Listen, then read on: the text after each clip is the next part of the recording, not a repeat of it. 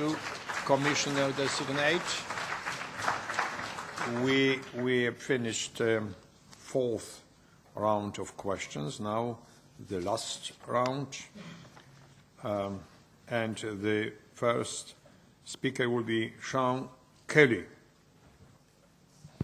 Commissioner-designate, you seem to me to be acquitting yourself very well thus far. Now, the figure of 3% of GDP by 2020 on R&D has been mentioned. Given the fact that we have only marginally increased our expenditure from 1.77 in 2009 to 1.94 2013, do you think this is a realistic target, or should it be revised downwards, or are you prepared to stake your reputation on in achieving it? Also, we are way behind Japan and the USA, 3.39%, 2.77% respectively. In the US, the universities and industry lead the way. Companies like Google and Intel, which have strong R&D in my country, are very important. Are there any specific initiatives that you will prioritise to bridge the gap, and how do you propose to finance them? Thank you very much.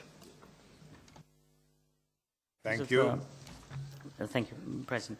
In terms of the targets, I think it's of utmost importance, and it has to be for us all clear that the target should be maintained. However, and you rightly say, is that if we keep in the line that we are today, we will not be able to get there.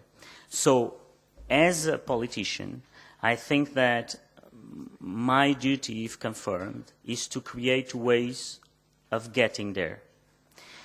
And knowing that the problem with this particular target is more on the private side that is not investing as it should, and not the public side. We have to create imaginative, innovative, creative ways, in the positive sense of these words, to fill that gap and to give more incentives to the private.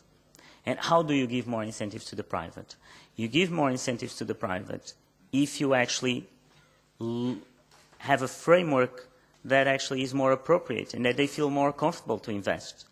Companies actually will invest more if they had the right framework. So there's a point on the framework.